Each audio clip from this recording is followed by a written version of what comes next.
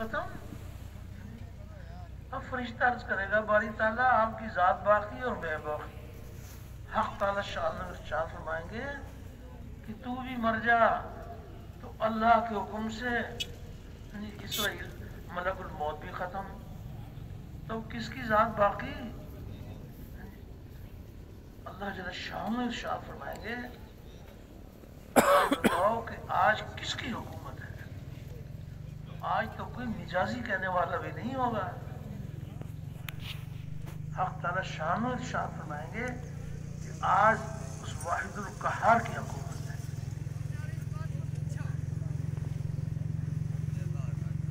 ایسی قدرت والے ہیں.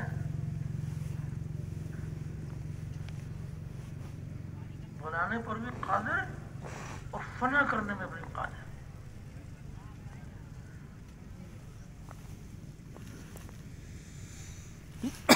اللہ رب العزت کا حکم ہوگا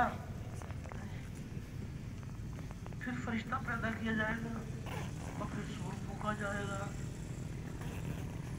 اور پھر حشر کا میدان قائم ہوگا. مالک یوم الدین. اللہ کے فیصلے جو ہوں گے وہ مستقل فیصلے ہوں گے. دنیا میں اللہ جل شان وہ اپنے قدرت دکھا رہے ہیں. کبھی خوف، کبھی امن، کبھی تمغری، کبھی فقر، کبھی عزت، کبھی ذلت. یہ ان کی قدرت ہے. عالم اللہ سے عالم دنیا میں تھوڑے تھوڑے انسان اللہ تعالیٰ کی قدرت سے آ رہے ہیں. مالک یوم الدین. اس دن اللہ پاک اپنی قدرت دکھائیں گے. سارے انسانوں کو یکبار کرایا جائے.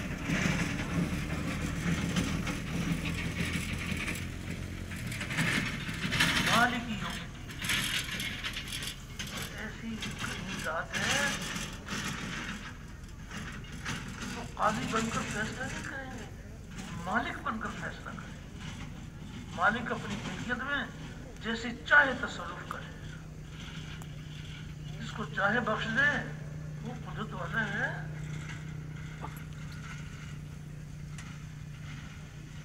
کیسے کیسے بہانے ہیں.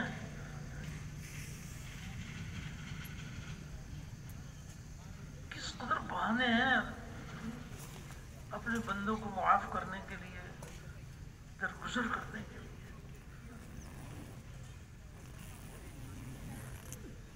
ایک روایت میں آتا ہے کہ ایک بندہ گناہ کرتا ہے اور پھر توبہ کر لیتا ہے اور پھر گناہ کر لیتا ہے اور پھر توبہ کر لیتا ہے، پھر گناہ کر لیتا ہے، پھر توبہ کر لیتا ہے.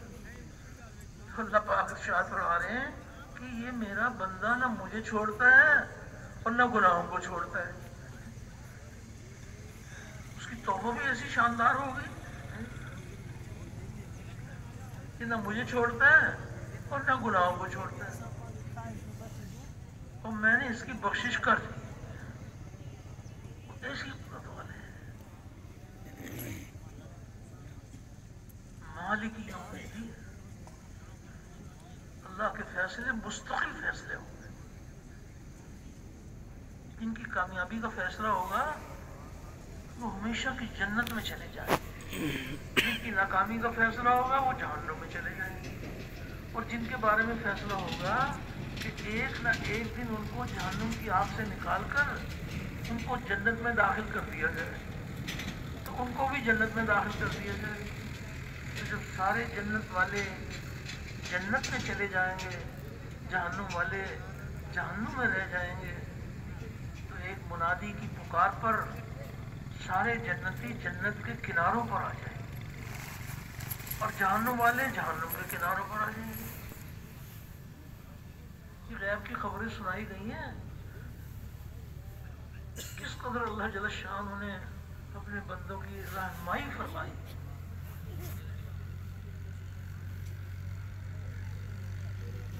جہنم والے جہنم کے کنارے پر آ گئے، جنت والے جنت کے کنارے پر آ گئے.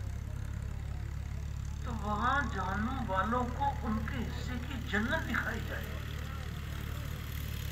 دیکھو اپنے حصے کی جنت دیکھ لو.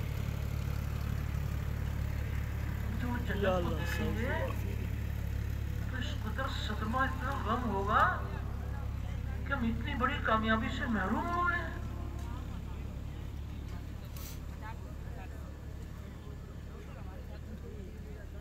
اور جنت والوں کو ان کے حصے کی جہنم دکھائی جائے تو جنت جہنم کی ہولناکیوں کو دیکھیں گے. اللہ نے ہمیں اتنی بڑی ناکامی سے بچا لیا. پھر جنت اور جہنم والوں کے درمیان میں ملنے کی شکل میں پھر موت کو ذبح کیا جائے گا. جب موت کو ذبح کیا جائے گا تو جہنم والوں کو اس کا صدمہ ہوگا. کاش اگر موت ہی ہوتی تو ہم مر جاتے, اب کبھی موت بھی نہیں آئی. جنت والوں کو اس کی خوشی ہوگی کہ ہمیشہ کی بہاروں میں رہیں گے, اب کبھی موت نہیں آئی.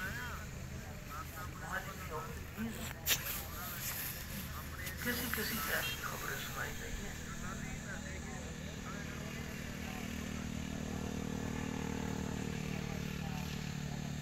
اللہ تعالیٰ کی پہچان آپس میں ملے, ادھر ادھر کی باتوں کے بجائے اللہ کی بڑائی کے گن گائیں. وہ کیسی قدرت والا ہے, اس کے کیا کیا اختیارات ہیں, اور وہ اپنے بندوں پر کس قدر مہربان ہیں. اللہ اکبر. اس نے کس قدر نعمتیں عطا فرمائی ہیں, اس کے بھی تو تذکرے کیا کریں کہ اللہ کی نعمتوں کو شمار نہیں کیا جا سکتا.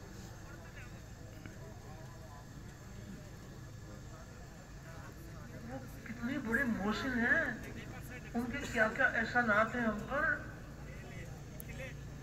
آپس میں ملے ایک دوسرے سے تو یہ باتیں کریں کیا کیا احسانات ہیں.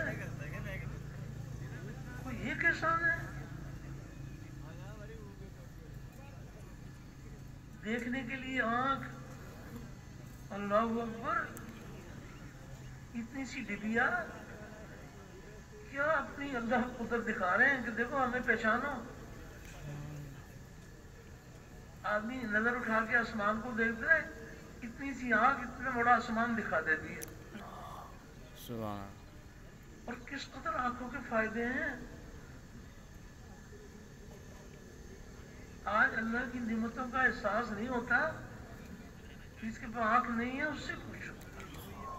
یہ اللہ کا کتنا بڑا احسان ہے. یہ آنکھ پہچانتی ہے کہ یہ ماں ہے, یہ باپ ہے, یہ بیٹے ہیں, یہ پوتے ہیں. اللہ اکبر. دیکھنے میں ایک آنکھ ہے, کس قدر اللہ جل شانہ نے یعنی نعمت عطا فرمائی ہے. اور اس قدر اپنے بندوں پر مہربان ہے کہ دنیا میں جو اس کا فائدہ ہوا سو ہوا, لیکن یہ آنکھ دونوں جہانوں کی کامیابی کا ذریعہ کیسے بنے گی. حق تعالیٰ شان میں یہ رہنمائی فرما دی. کیا کیا اس کے احسانات ہیں. یہاں دیکھو یہاں نہ دیکھو, جہاں دیکھنے کا حکم ہے وہاں دیکھیں گے تو یہ آنکھ دونوں جہانوں کی کامیابی کا ذریعہ بنے گی. جہاں اللہ نے دیکھنے سے منع کیا وہ نہیں دیکھیں گے.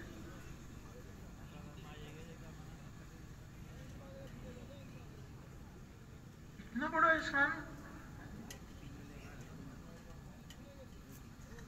جسم اور جسم کے سارے حصے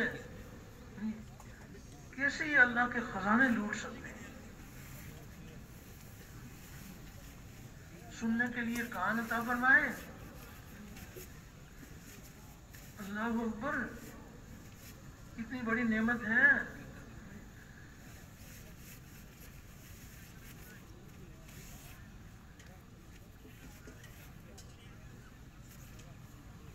کیسے یہ آوازوں کو پہچانتے ہیں کان. کیا کیا اللہ کے خزانوں سے یعنی اللہ جل شانہ نے کیا کیا نعمتیں عطا فرمائی ہیں, کتنے بڑے احسان ہیں. اور پھر اللہ تعالیٰ نے کرم فرمایا کہ یہ کان دونوں جہانوں کی کامیابی کا ذریعہ کیسے بنیں گے, اس کی رہنمائی بھی فرما دی. کی رہنمائی بھی فرما دی کہ یہ باتیں سنو، یہ باتیں نہ سنو. جن باتوں کے سننے کا حکم ہے وہ سنیں گے، جس سے اللہ تعالیٰ نے منع کیا ہے وہ نہیں سنیں گے. حق تعالیٰ شان و راضی ہو کر دونوں جہانوں کی کامیابی عطا فرمائے.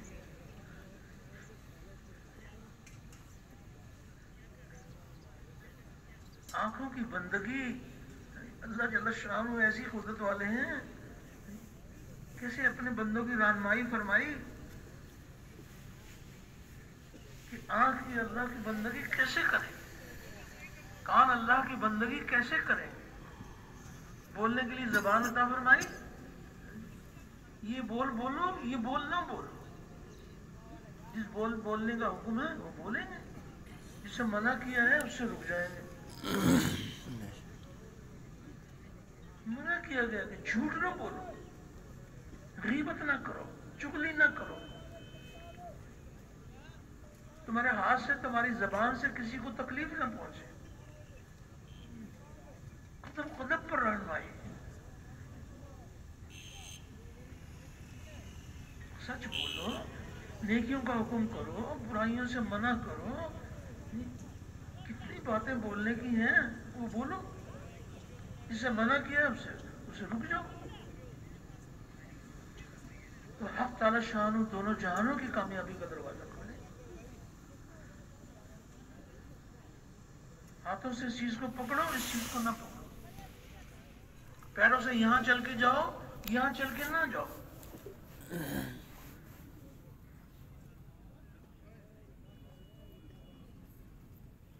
یہ چیز کھاؤ، یہ چیز نہ کھاؤ.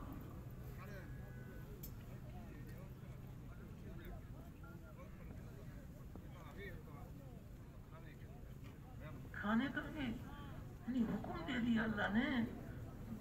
کس قدر رہنمائی فرمائی. دیکھو طیب پاکیزہ حلال وہ کھاؤ.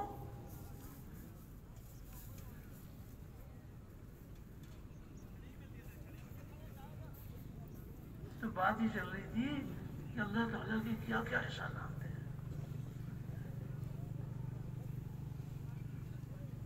ٹخنے، کونیاں، پیشانی، جسم کے سارے حصے اللہ کی بندگی کریں. کس قدر اللہ پاک چاہتے ہیں کہ میرے بندے جب یہ میرے پاس آئیں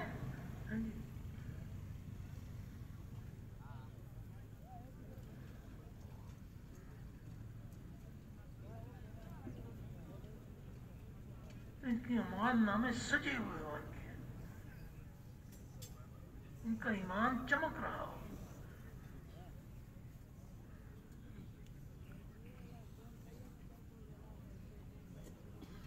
ایمان کے بارے میں کتنی رہنمائی، اعمال کے بارے میں رہنمائی.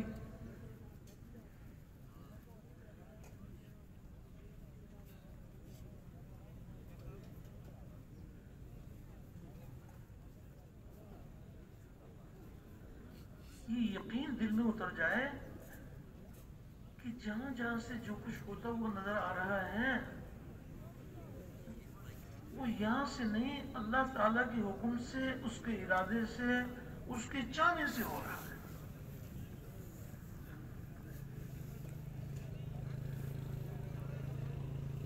کائنات کا کوئی ذرہ اللہ تعالیٰ کے حکم کے بغیر حکم نہیں کر سکتا. وہ ایسے حاکم ہیں.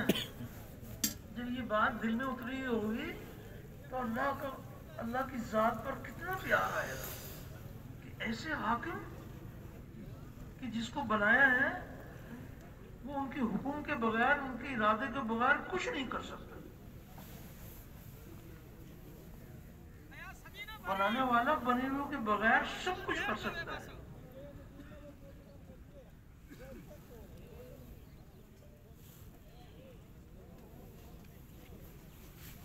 کائنات کے ذرے ذرے کو اللہ تعالیٰ نے اپنی قدرت سے بنایا ہے اور یہ بنانے والے کے قبضے میں ہے. کسی ذرے کو بنا کر آزاد نہیں چھوڑا ہو، اللہ کے تصرف میں ہے.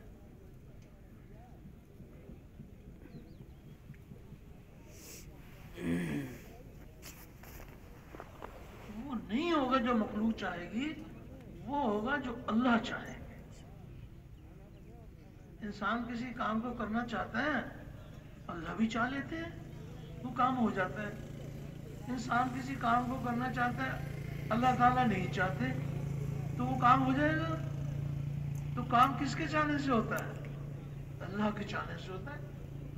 وہ حضرت صحابہ میں ایک روایت ہے کہ وہ ایک مشاہدے تجربے کی باتیں آ کر رہا ہے نبی کریم علیہ السلام کے پاس. جو آنکھ دیکھ رہی ہے اس کی بات کر رہا ہے. نبی کریم علیہ السلام غیب کی خبریں سنا رہے ہیں. تو اس نے آ کر کہا کہ آپ یہ بتائیں کہ کام کس کے چاہنے سے ہوتا ہے؟ نبی کریم علیہ السلام نے غیب کی خبر سنائی. آپ نے فرمایا کہ کام اللہ کے چاہنے سے ہوتا ہے. اس نے پھر اپنی دلیل دی جو اس کو نظر آ رہا ہے جو اس کا مشاہدہ ہے جو اس کا تجربہ ہے. تو اس نے کہا دیکھو جب میں بیٹھنا چاہتا ہوں میں بیٹھ جاتا ہوں. دیکھو میں تو بیٹھ گیا. نبی کریم علیہ السلام نے فرمایا کہ اللہ نے بھی تیرے بیٹھنے کو چاہ لیا تھا.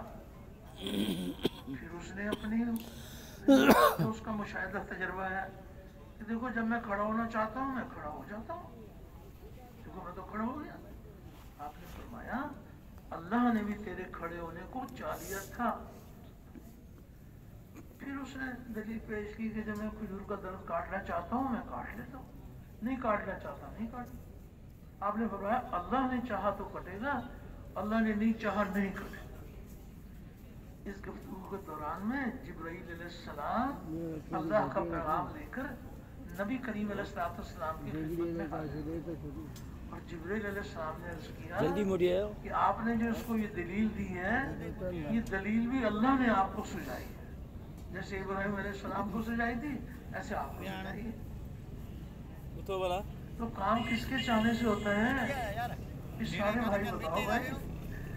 دیکھو یہ بات جو ہے نا بڑی یہ دل میں اٹھا جائے کہ اللہ ہی کے چاہنے سے ہوتا ہے. انسان کو جو اللہ نے اختیار دیا ہے نا اس کو اپنا اختیار نظر آتا ہے لیکن اس کے اختیار پر اللہ کا اختیار ہے. اور وجود جو بنتا ہے وہ اس کے اختیار سے نہیں بنتا اللہ کے اختیار سے بنتا ہے.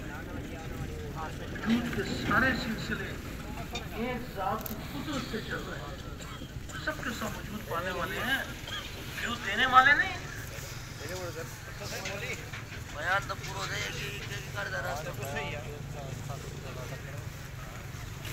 ہے انسان قاسم ہے خالق نہیں.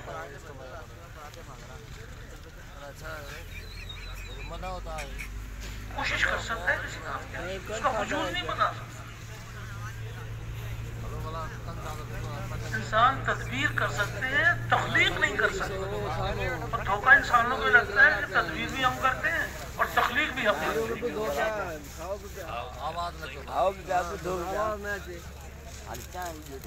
جو غیب کی خبر بتا رہی ہے اس پر ہی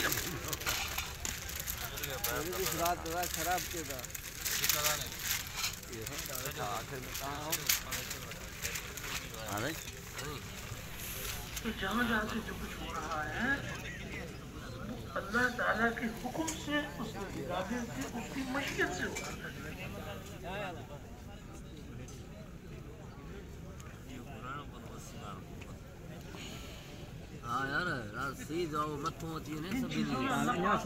اللہ کا کیا تصرف ہے؟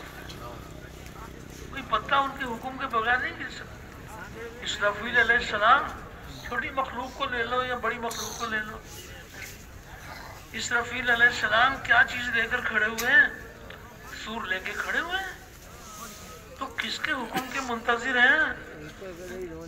سارے بھائی متوجہ نا ہونا. اسرافیل علیہ السلام کس کے حکم کے منتظر ہیں؟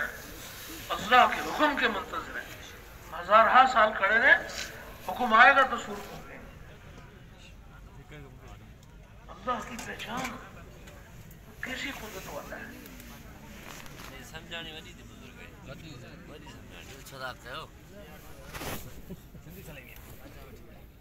غیب کی خبر بتا رہی ہے کہ ہر چیز میں اللہ کا حکم اس کا ارادہ کام کر رہا ہے.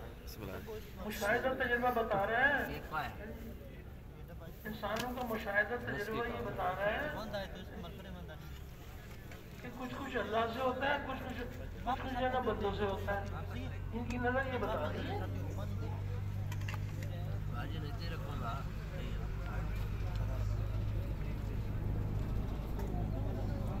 ایک طرف غیب کی خبریں ہیں اور ایک طرف انسانوں کے مشاہدے تجربے ہیں. مشاہدے تجربے کا یقین غلط یقین، آنکھ دیکھی پر چلنے کا نام ایمان بالغیب. اللہ تعالیٰ اور اس کے رسول صلی اللہ علیہ وسلم نے جو غیب کی خبریں سنائی گی، نظر کچھ اور بتائے گی، خبر کچھ اور بتائے گی، تو کس پر یقین لائیں گے؟ نظر پر یقین لائیں گے یا خبر پر؟ غیب کی خبر پر یقین.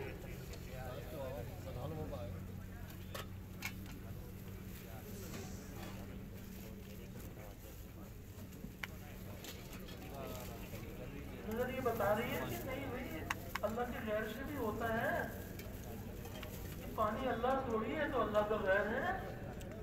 ان کی آنکھ بتا رہی ہے ان کی بھی پانی سے پیاس بجھتی ہے، لیکن پانی میں جو پیاس بجھانے کے لیے اللہ کا حکم آتا ہے اس حکم کو نہیں پہچانتے. ان کے حکم کے بغیر پانی اللہ کے حکم کے بغیر پیاس نہیں بجھا سکتا. اللہ تعالیٰ پانی کے بغیر پیاس بجھا سکتا.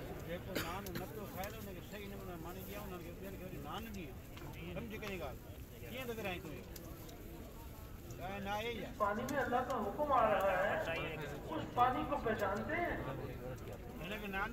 عام طور پر کسی سے پوچھیے کہ بھائی بتائیے کہ پیاس کس چیز سے بجھتی ہے، تو کہیں گے جی پانی سے بجھتی ہے. جناب علی پانی اللہ کے حکم کے بغیر پیاس نہیں بجھا سکتا. اللہ تعالیٰ پانی کے بغیر پیاس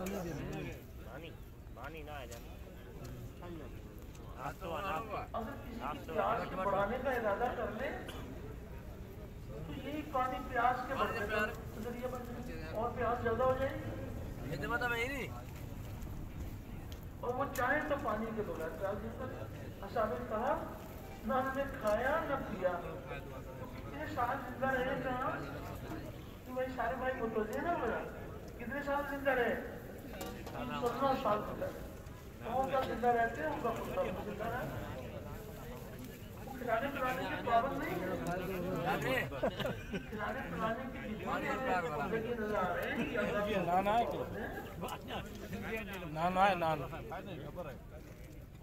پانی پیار چاہنے سے ہو.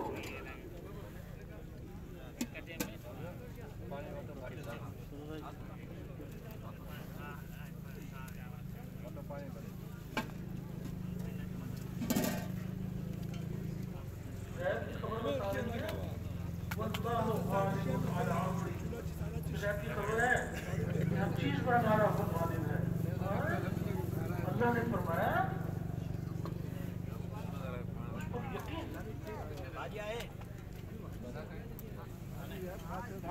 بتائے گی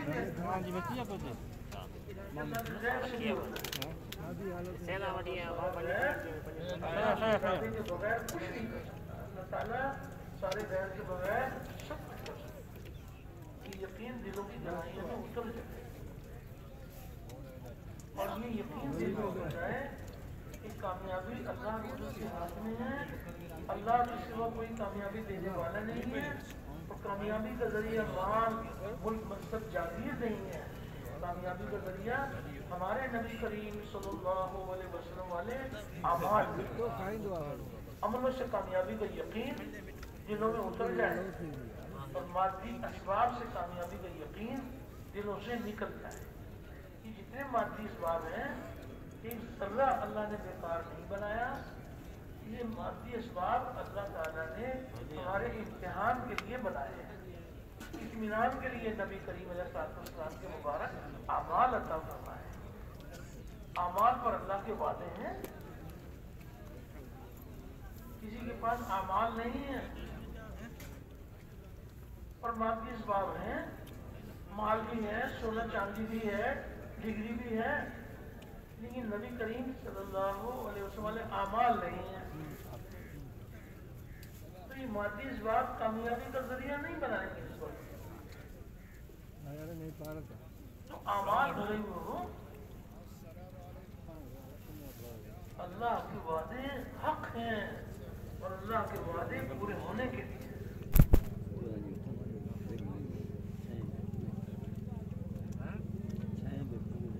आमाल पर अल्लाह ने वादा फरमाया, तुम्हारे जवाब अल्लाह ताला इम्तिहान के तौर पर देते हैं और ये इम्तिहान लिया जाता है कि मादी जवाब से जिंदगी बनेगी या नबी करीम अलैहिस्सलाम के आमाल से जिंदगी खत्म कर देगा। आमाल की यकीन वालों को क्या पता मादी असबाब वालों की जिंदगी का क्या नमूना है। दोनों नमूने